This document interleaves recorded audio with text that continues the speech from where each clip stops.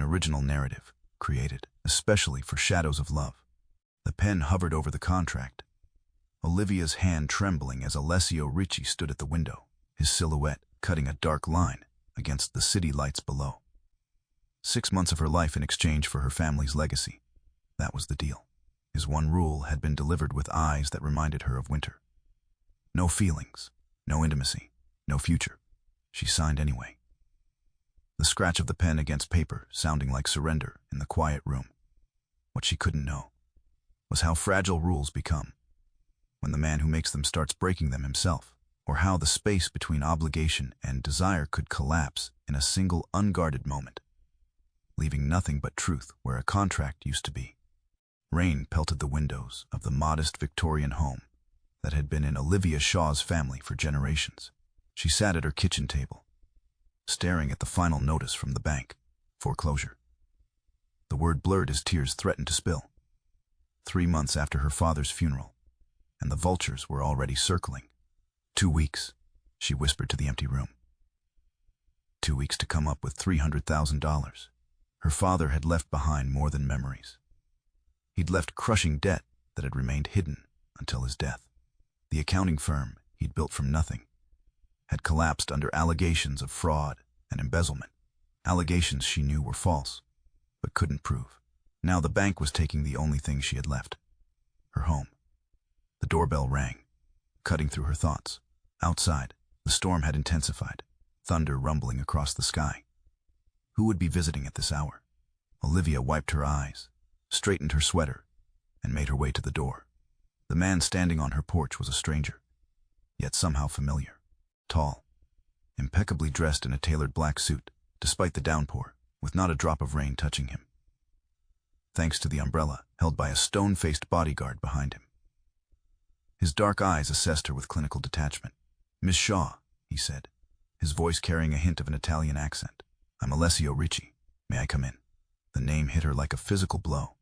Alessio Ricci, the notoriously private billionaire whose empire stretched across real estate, nightclubs, and industries, whispered about in hushed tones.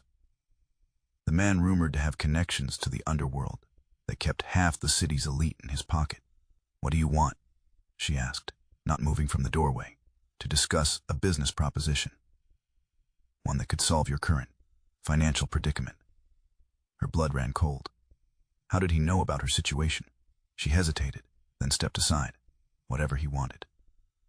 She couldn't afford to turn away anyone who might offer a solution.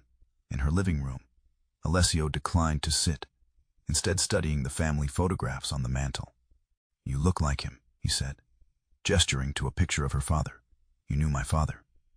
We had mutual interests." He turned to face her. "I'm aware of your situation, Miss Shaw. The foreclosure, the debts, the allegations against your father's firm. Those allegations were false," she said automatically. The defense she'd repeated countless times. "Perhaps." His expression revealed nothing. "Regardless, your options are limited. You have no means to pay what you owe." Olivia lifted her chin. "Why are you here, Mr. Ricci? To buy my house before the bank takes it?" A ghost of a smile touched his lips. "I'm here to offer you a solution. A contract, if you will." "What kind of contract?" "Marriage." The word hung in the air between them. Olivia stared, certain she'd misheard. "You can't be serious." "I rarely joke, Miss Shaw." He moved toward her, his movements precise. "I need a wife for 6 months. Someone presentable, intelligent, and with no connections to my business associates. You need money to save your home and clear your father's debts." "Why would someone like you need a wife?" Suspicion colored her voice. "My reasons are my own. What matters is what I'm offering. All your debts paid, your home secured in your name, and a generous settlement upon completion of our arrangement." "And what would this arrangement entail, exactly?" Her heart pounded against her ribs. "We would appear as a married couple in public. You would attend events with me. Maintain the appropriate image. In private, our lives would remain separate." His gaze was unflinching. "I have one rule, Miss Shaw. No feelings, no intimacy, no future beyond our contract. If this line is crossed, our agreement ends immediately, as does my financial support." Olivia laughed, the sound brittle. "You're asking me to sell myself." "I'm offering you a business transaction. 6 months of your life in exchange for financial security and your family's legacy. He withdrew an envelope from his jacket. The terms are outlined here. Take tonight to consider it. I'll return tomorrow for your answer. After he left, Olivia sat with the contract spread before her, the terms as cold and precise as the man who delivered them.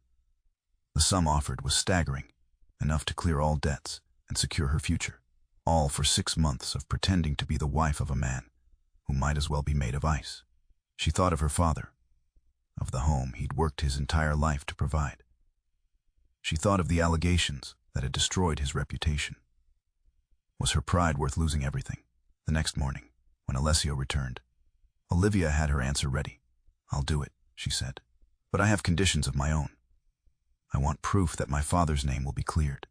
Something flickered in Alessio's eyes. Surprise, perhaps, that she would negotiate. I'll see what can be done, he replied. The wedding will take place tomorrow, private, with only the necessary witnesses. Tomorrow, she echoed. Time is valuable, Miss Shaw, mine especially. 24 hours later, Olivia stood in a modest white dress in a private room at City Hall, exchanging vows with a man who looked at her with the same interest one might give a business acquisition. No family, no friends, just a judge, 2 witnesses from Alessio's staff, and the cold metal of a platinum band sliding onto her finger. You may kiss the bride, the judge announced. Alessio leaned in, his lips brushing her cheek instead of her mouth. Even that minimal contact sent an unexpected shiver down her spine. Mrs. Ricci, he murmured for her ears only. Remember our agreement. As they signed the marriage certificate, Olivia felt the weight of her decision settle over her. 6 months. She could endure anything for 6 months, even marriage to a man whose eyes promised nothing but a perfect performance and a timely end. Outside, a sleek black car waited. As Alessio held the door open for her, Olivia took one last look at her old life before stepping into her new one. A life bought and paid for, with rules as unyielding as the man now legally her husband. Alessio's penthouse occupied the top 2 floors of a glass tower that seemed to pierce the sky. Floor-to-ceiling windows offered panoramic views of the city, but to Olivia, it felt more like a beautiful prison than a home. Everything was pristine, sleek furniture, marble floors, abstract art, worth more than most people's lifetime earnings, and silence, so much silence. Your room, Alessio said, leading her to a spacious suite on the opposite end of the penthouse from his own. You'll find everything you need. My housekeeper, Mrs. Vega, comes 3 times a week. If you require anything specific, tell her. When do we discuss appearances? How we're supposed to act in public? Olivia asked, setting down her single suitcase. My assistant will provide you with a schedule of events. You'll have access to a stylist for appropriate attire. He glanced at his watch. I have meetings. Make yourself comfortable. With that, he was gone, leaving Olivia alone in a stranger's home that was now technically hers as well. Days passed in a strange rhythm. Alessio left before dawn most mornings and returned late. They rarely shared meals. When they did, conversation was minimal, focused on upcoming events or practical matters. He was unfailingly polite, but distant, as though she were a house guest he was obligated to tolerate. Their first public appearance came 2 weeks after the wedding, a charity gala benefiting children's hospitals.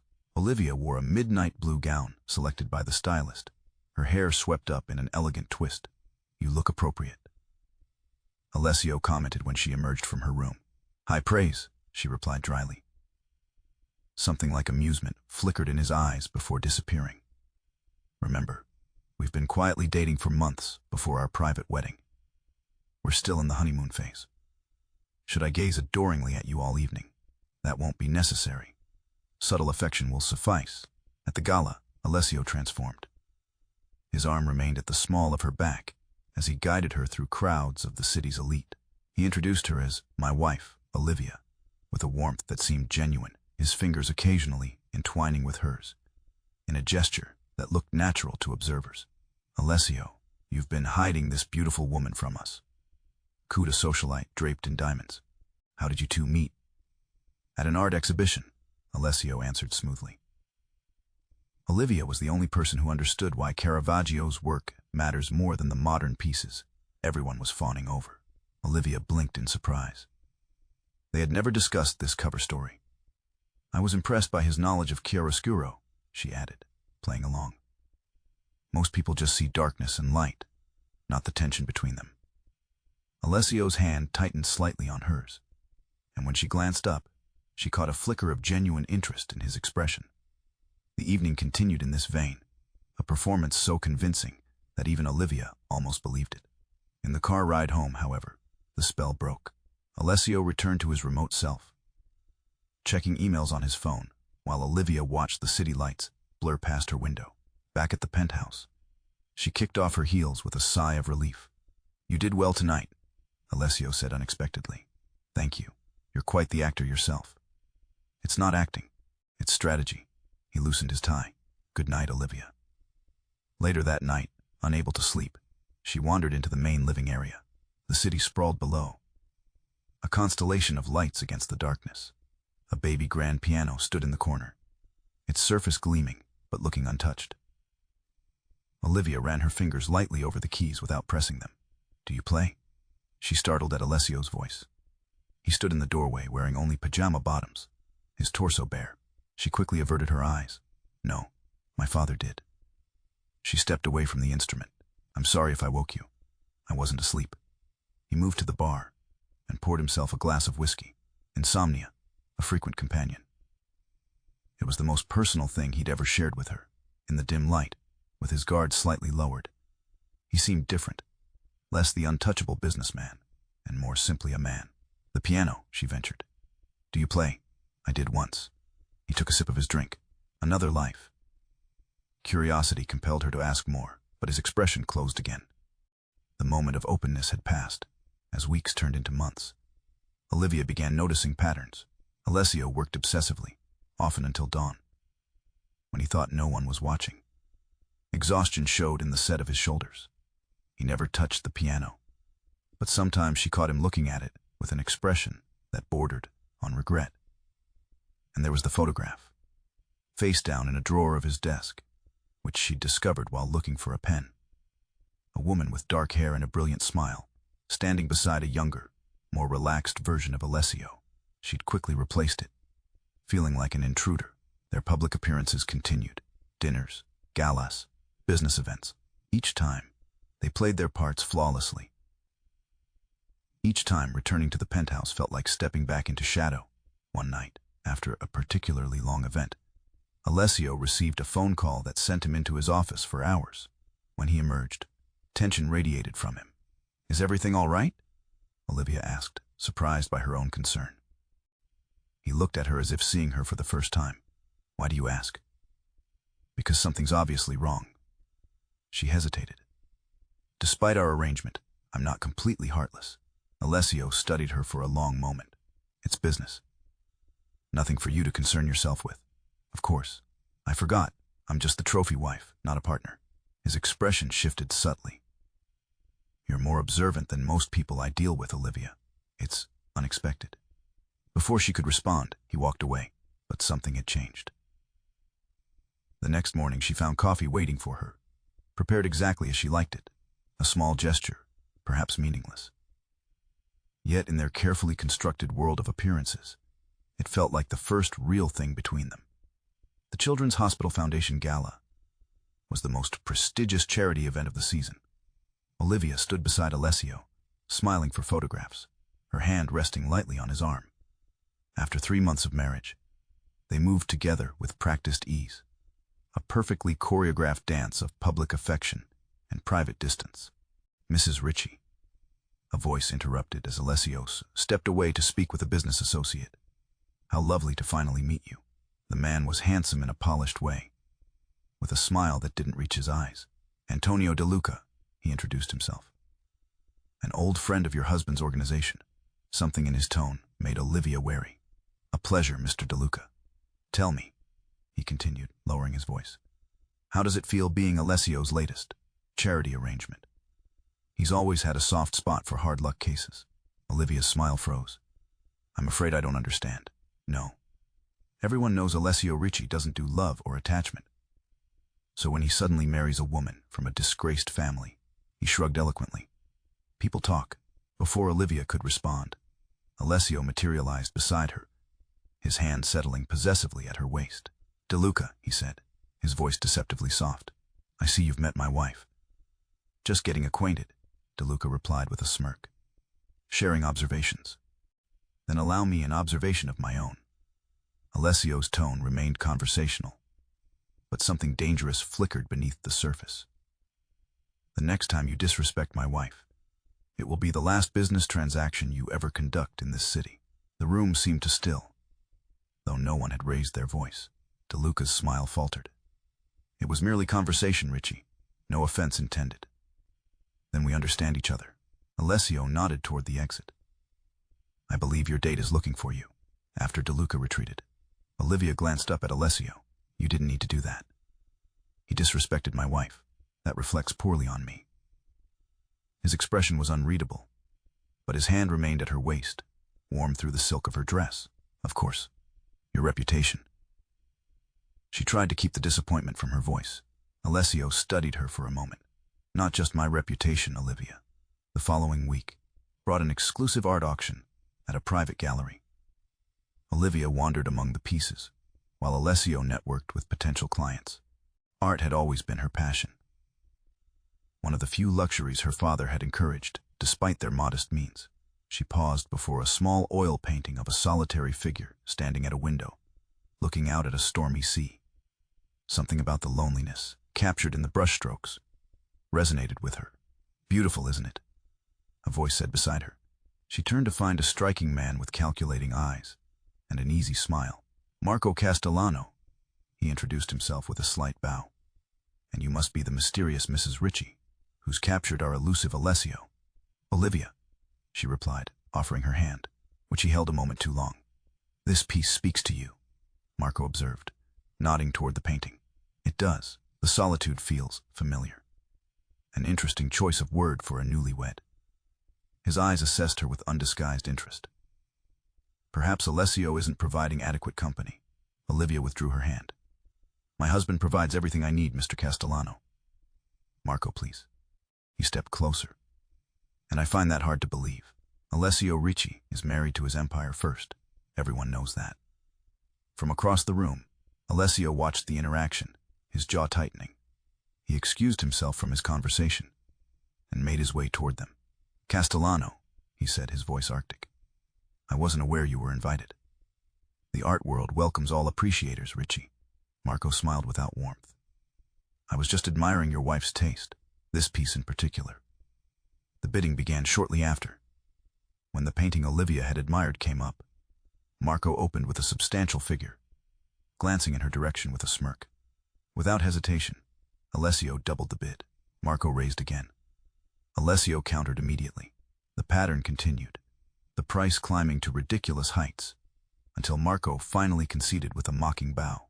"A beautiful acquisition," he said to Alessio. "Though perhaps not the only one you've made recently." His gaze lingered on Olivia before he walked away. In the car afterward, Olivia broke the tense silence. "You didn't have to buy that painting. You wanted it. Not at that price. And not as some kind of territorial marker in whatever game you're playing with Marco Castellano." Alessio's knuckles whitened on the steering wheel. "Castellano is dangerous. Stay away from him. I didn't approach him. He approached me. That's precisely what concerns me." He glanced at her.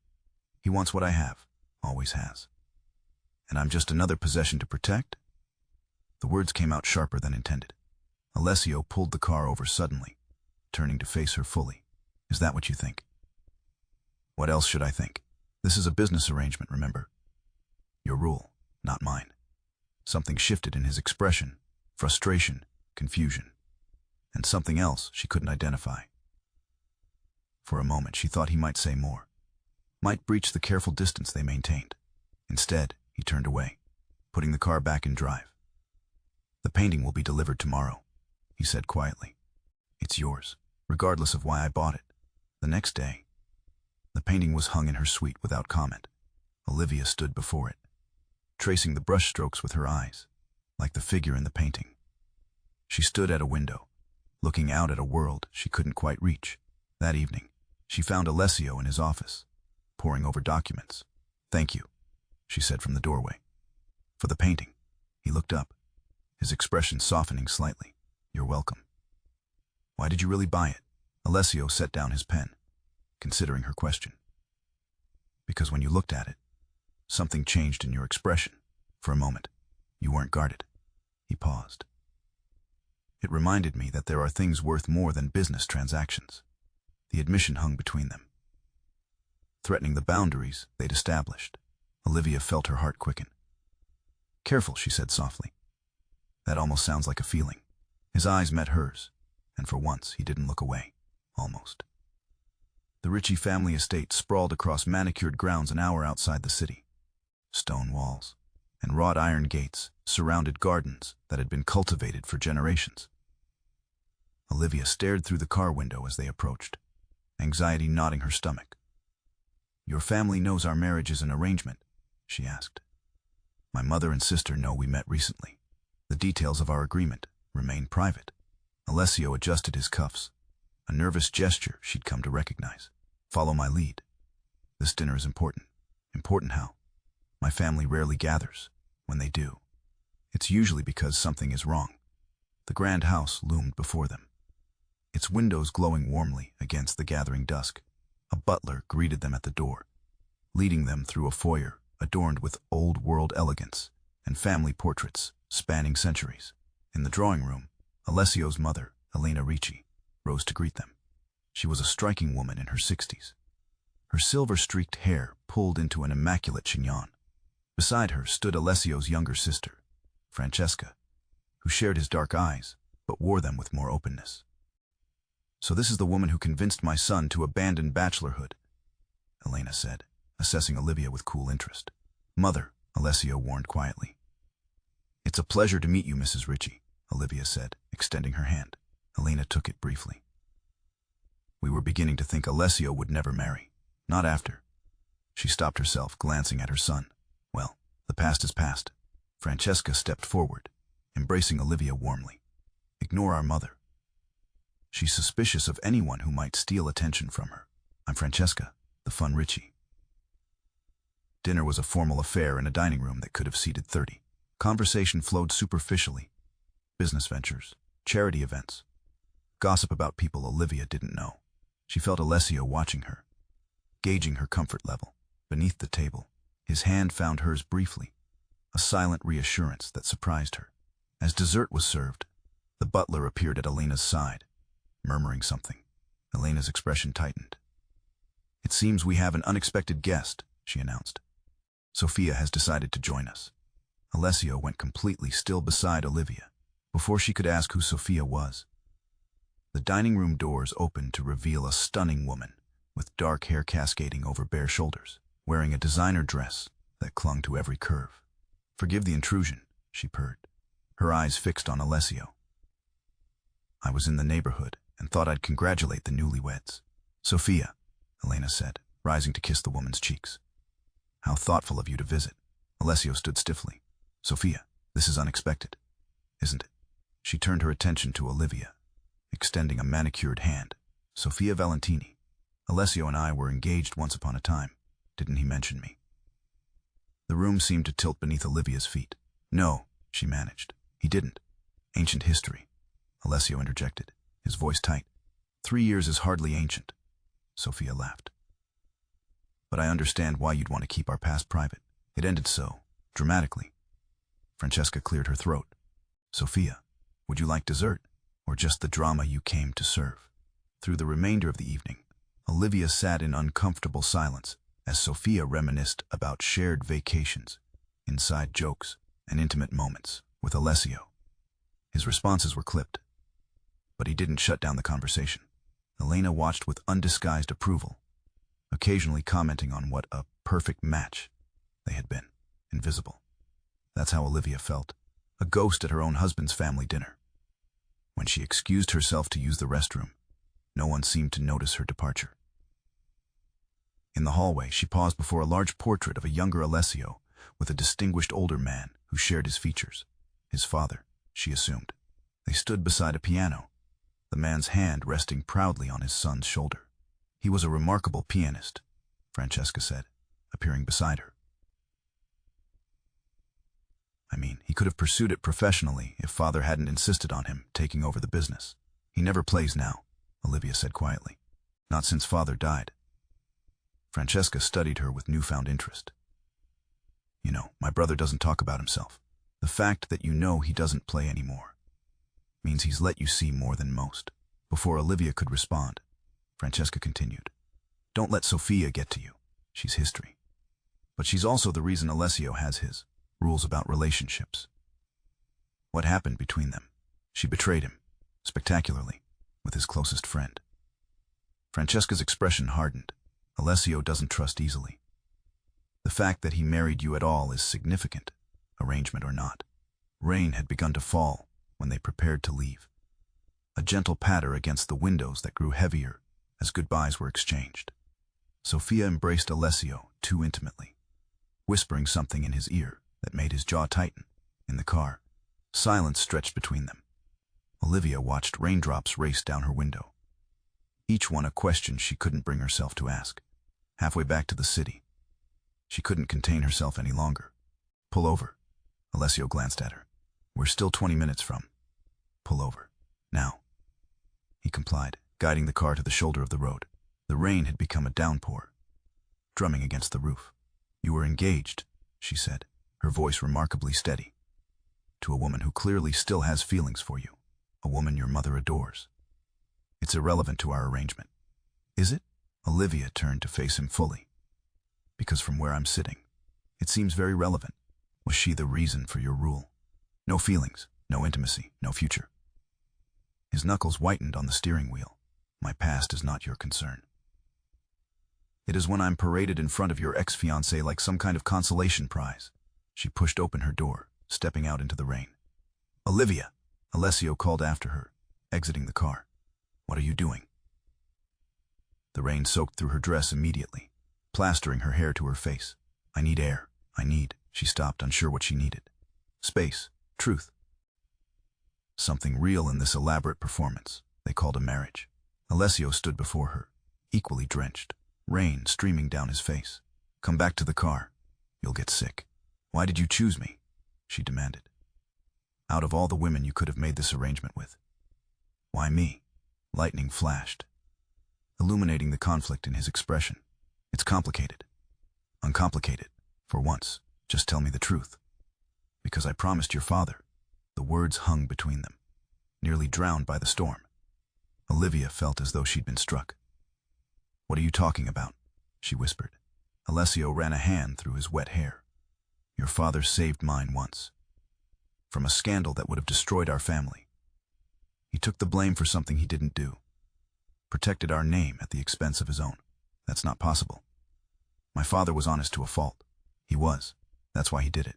My father was dying. The scandal would have killed him faster. Alessio's eyes held hers. Before your father died, I promised him I'd protect you. That I wouldn't let you lose everything. Olivia felt her world shifting beneath her feet. So this marriage, it was never about business. It was about debt, obligation. It started that way, he admitted. But don't. She held up a hand. Don't say anything else. They stood facing each other in the rain.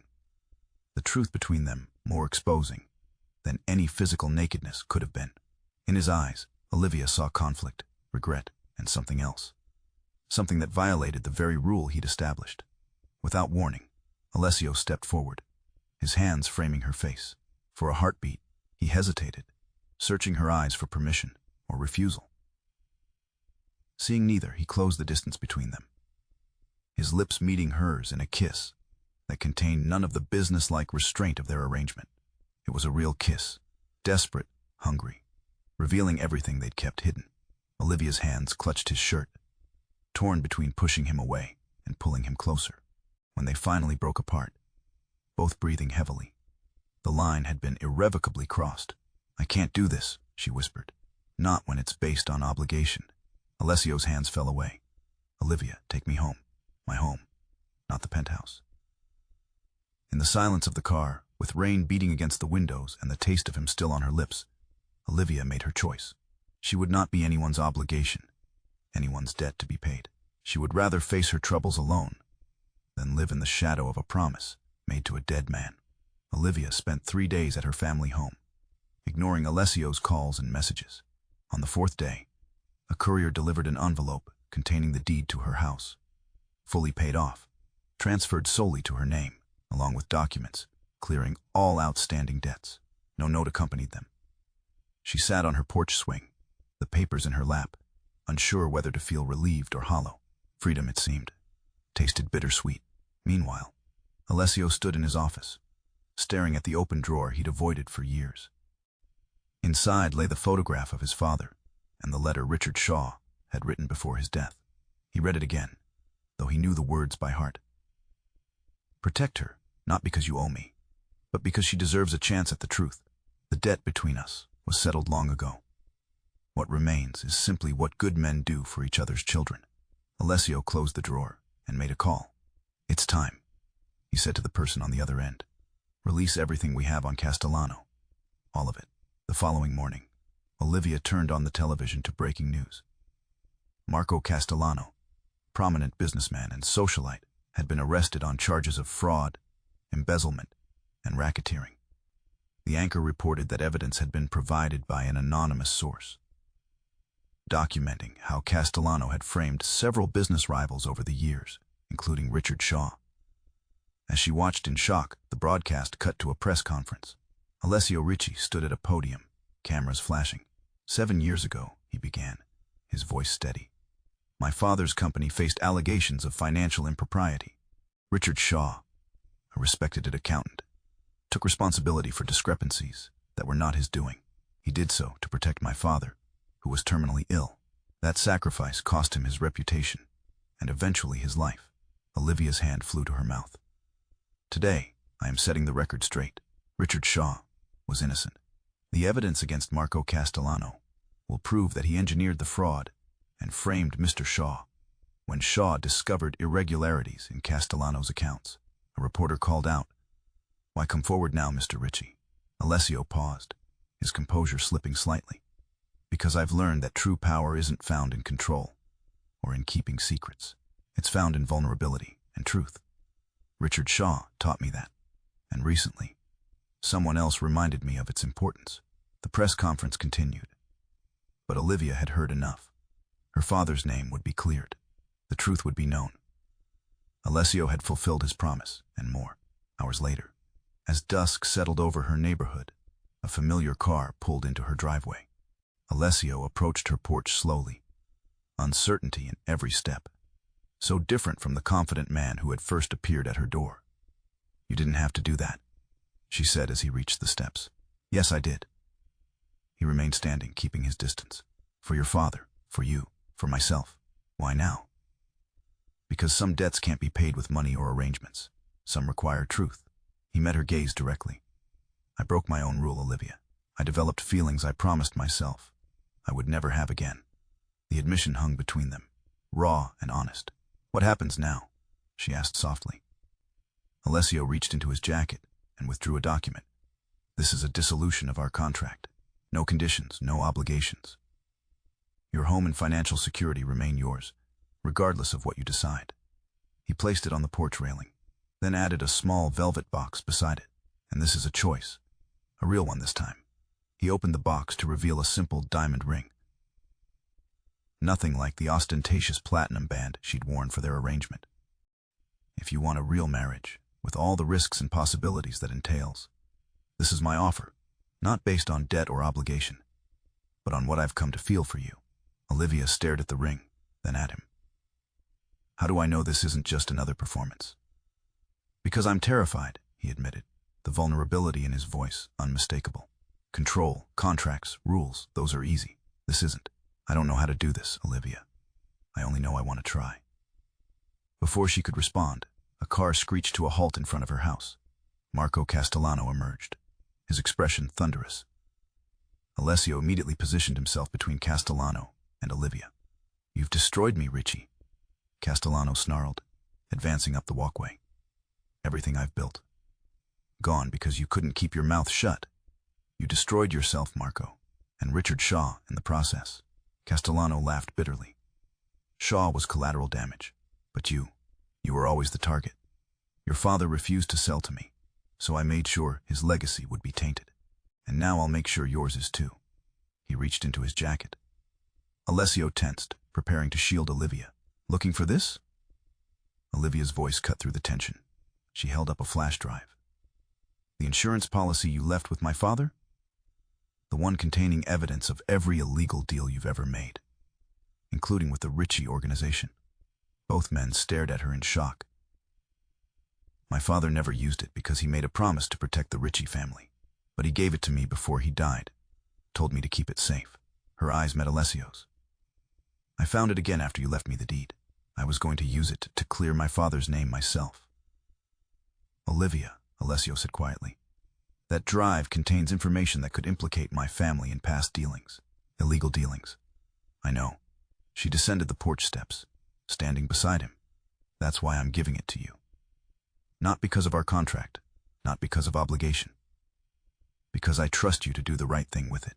Castellano lunged forward suddenly, but security personnel emerged from Alessio's car, restraining him. As they dragged him away, Olivia handed the flash drive to Alessio. You could have used this at any time, he said, staring at the small device. Against me, against Castellano. That's not who I am. She looked up at him. And I don't think it's who you are anymore either. Alessio closed his hand around the drive, then reached for the contract on the railing. In one smooth motion, he tore it in half. No more contracts between us, he said. Whatever comes next, good or bad, we face it honestly. Olivia picked up the ring box, studying the diamond that caught the last rays of sunset. I'm not saying yes yet, she told him, but I'm not saying no either. We need time, real time, without pretending. Time, he agreed, a genuine smile transforming his face. That's a start. As night fell, they sat on her porch swing, shoulders touching, planning not a performance but a possibility, one built on truth rather than obligation. 6 months later, a small gathering assembled in the garden of the Shaw family home. No photographers, no society pages, no performance, just truth, witnessed by those who mattered. Olivia wore a simple white dress, her father's pocket watch tucked into a small pouch at her waist. Alessio waited beneath an arch of white roses, looking more nervous than he had during any business negotiation. When she reached him, he took her hands in his. Are you certain? He asked quietly. I am, she replied. Are you? Instead of answering, he nodded to the string quartet. They began to play, but not the traditional wedding march. The piece was familiar to Olivia, the same melody she'd heard late one night 2 months earlier, when she'd found Alessio at the piano for the first time, his fingers, remembering what his heart had forgotten. Their vows were simple, honest promises they believed they could keep. No grandiose declarations, just quiet commitments. To choose each other daily, to face challenges together, to use power to protect rather than control. Afterward, as guests mingled in the garden, Alessio led Olivia to a quiet corner where a small plaque had been installed beside a newly planted oak tree. It read, in memory of Richard Shaw, whose courage and integrity taught us that true strength lies in vulnerability. He would have liked you, Olivia said softly. Once he got past the whole Mafia boss thing, Alessio laughed, the sound still new enough to surprise her. And I would have respected him, arrangement or not. As evening fell, they stood together on the porch where they had found their truth. The city sprawled before them, lights coming alive against the darkening sky. Challenges remained. The transformation of Alessio's business interests, the ghosts of their pasts, the scrutiny of a world that expected their failure. But they had one rule now, replacing all others. Choose each other first. Everything else would follow.